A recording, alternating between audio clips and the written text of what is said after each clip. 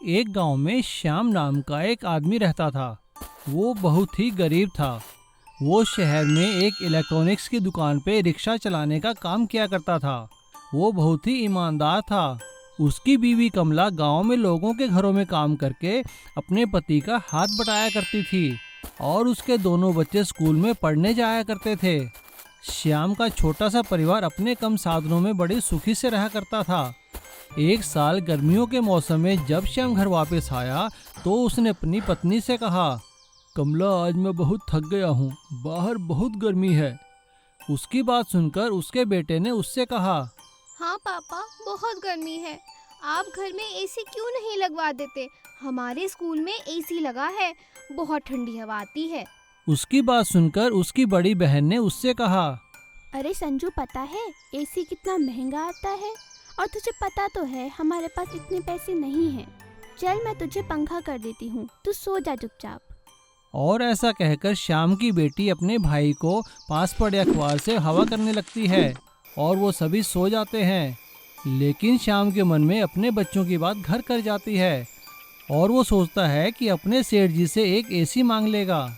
अगले दिन जैसे ही श्याम अपनी दुकान पर पहुंचता है तो उसका सेठ उससे कहता है, अरे भाई श्याम, ये 4 एसी जरा राधानगर में देकर आ जाओ और हाँ, जल्दी देकर वापस आना।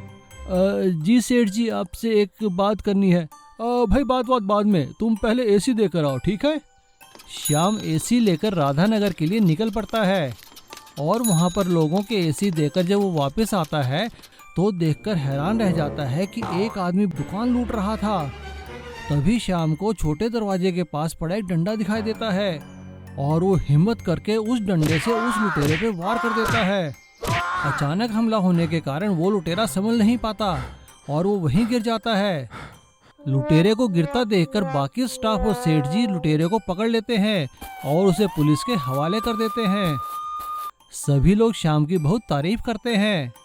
सेठ जी श्याम से कहते हैं, अरे भाई श्याम, तुमने तो आज हमें लूटने से बचा लिया।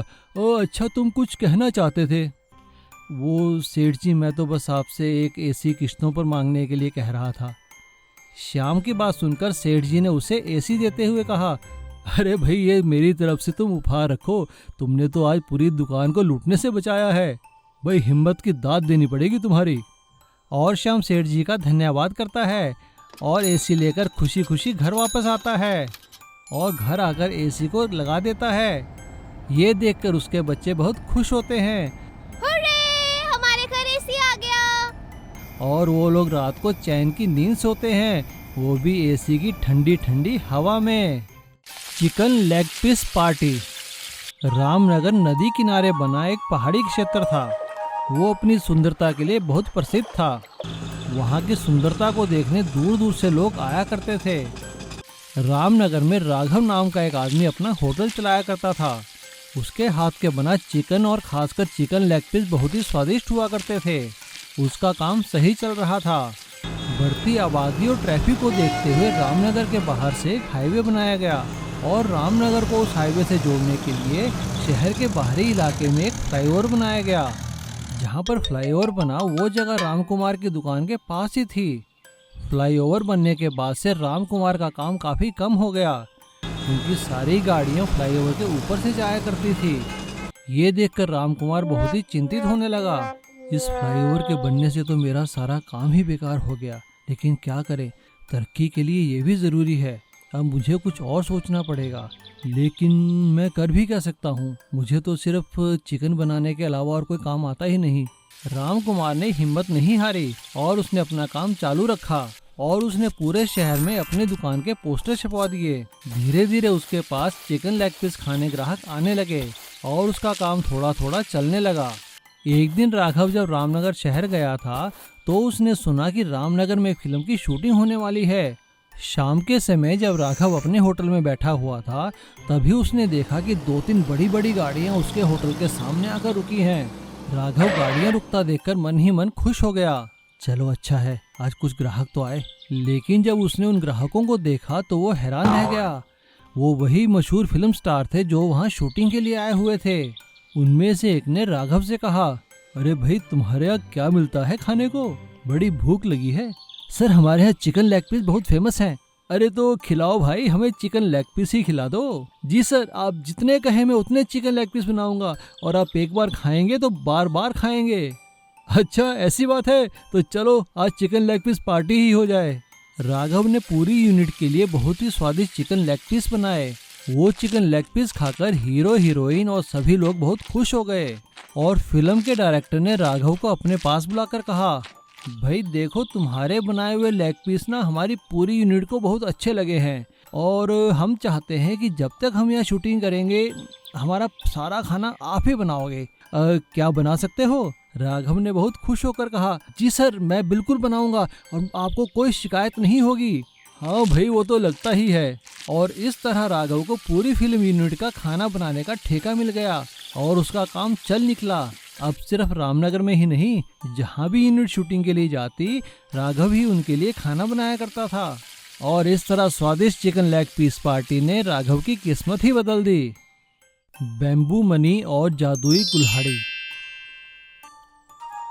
एक गांव में मल्लू नाम का एक आदमी रहता था। वो सुबह सुबह जंगल में लकड़ियां काटने निकल जाता और शाम को जितनी भी लकड़ियां इकट्ठे करता उन्हें शहर में बेचकर अपना गुजारा किया करता था। उसके पास संपत्ति के नाम पर 4 बकरियां और एक कुल्हाड़ी थी। वो रोज अपनी बकरियों को अपने साथ जंगल में चरने के लिए ले जाया करता था और अपनी कुल्हाड़ी से लकड़ियां काटता और बकरियों के खाने के लिए हरी हरी पत्तियां भी काटा करता था। वो अपने काम से बहुत खुश था।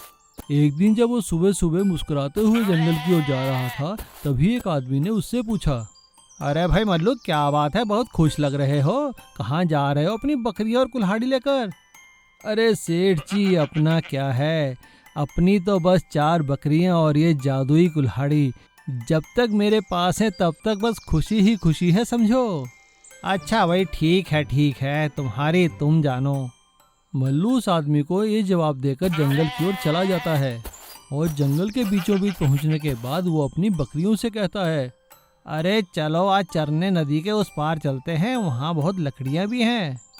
और मल्लू अपनी बकरियों को लेकर नदी के उस पार चला जाता है और वहाँ पर वो अपनी कुल्हाड़ी से कहते हुए लकड़ियाँ काटने का काम शुरू करता है। चल भाई मेरी जादुई कुल्हाड़ी शुरू हो जा। लेकिन मल्लू जैसे ही लकड़ियां काटने के लिए कुल्हाड़ी चलाता है, वो उसके हाथ से फिसलकर एक बांस के झुरमुट में जा फंसती है। और जब वो बांस के पास कुल्हाड़ी उठाने जाता है तो देखकर हैरान रह जाता है कि बांस का झुरमुट नीचे से उखाड़ा गया था। हैं?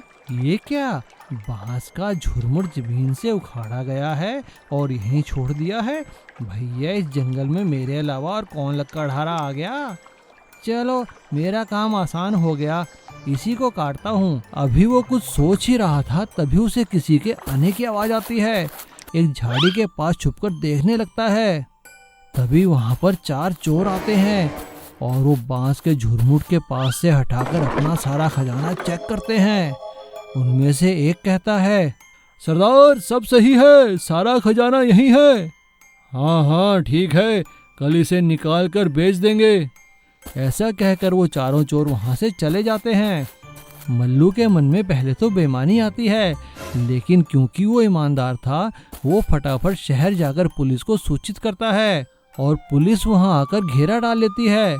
अगले दिन जैसे ही चोर खजाना लेने आते हैं तो पुलिस चारों चोरों को खजाने समेत पकड़ लेती है और मल्लू को ढेर सारा इनाम मिलता है।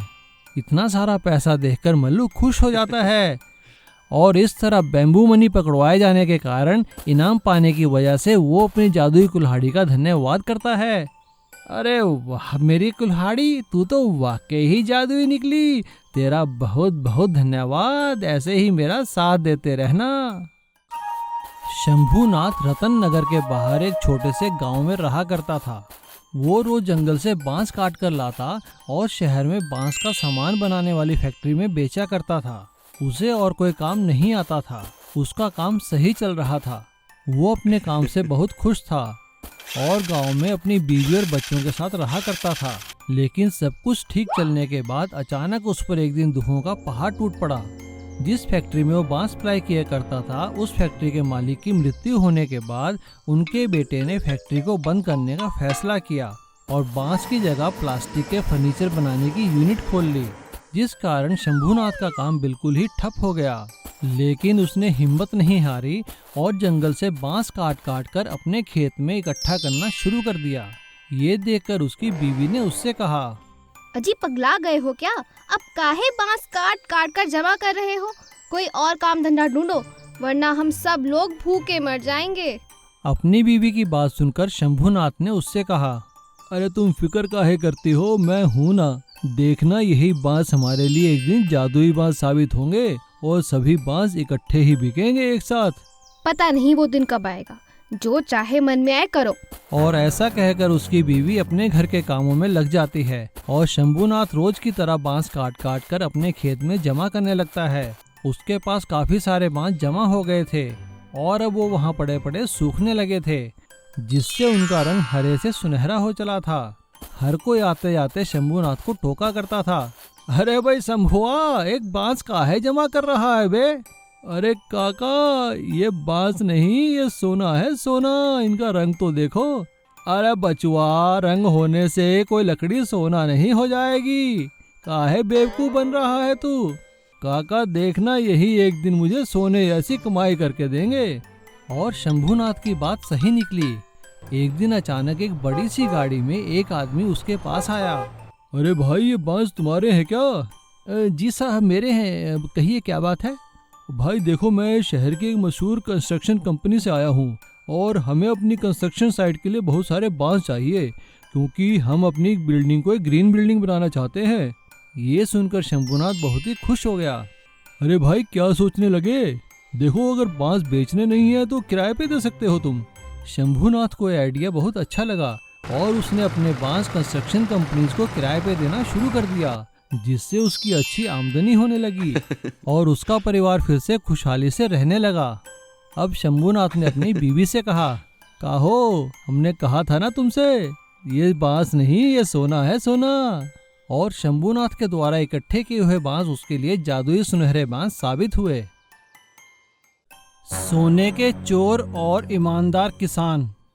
एक गांव में किशना और बिशना नाम के दो किसान रहते थे।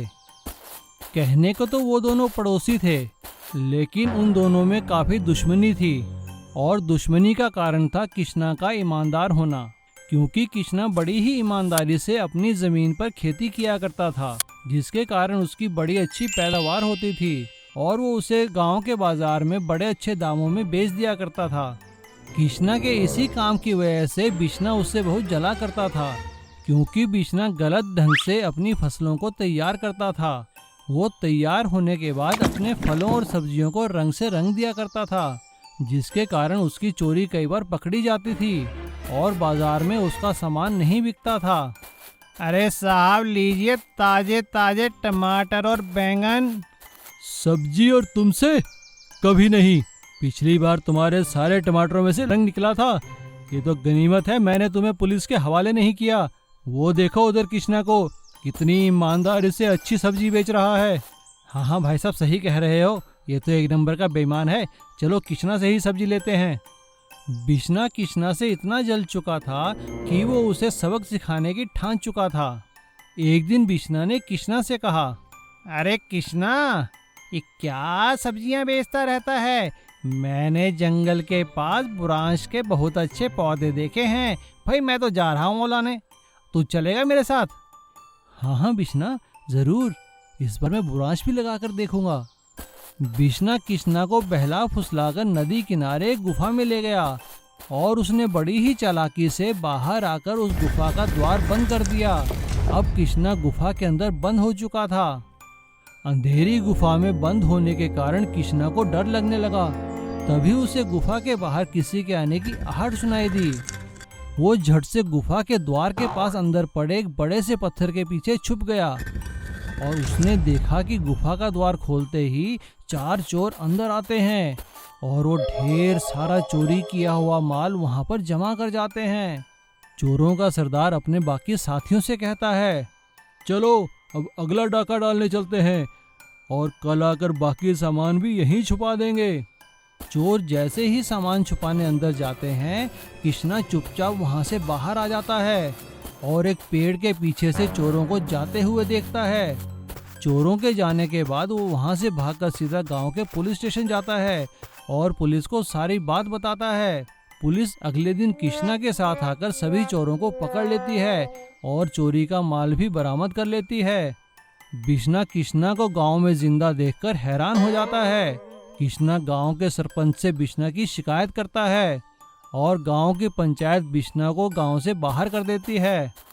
अब बिश्ना को उसके किए की सजा मिल चुकी थी और कृष्णा को उसकी ईमानदारी की वजह से पुलिस की तरफ से इनाम भी मिला था और वो फिर से अपने परिवार के साथ खुशी खुशी रहने लगा था।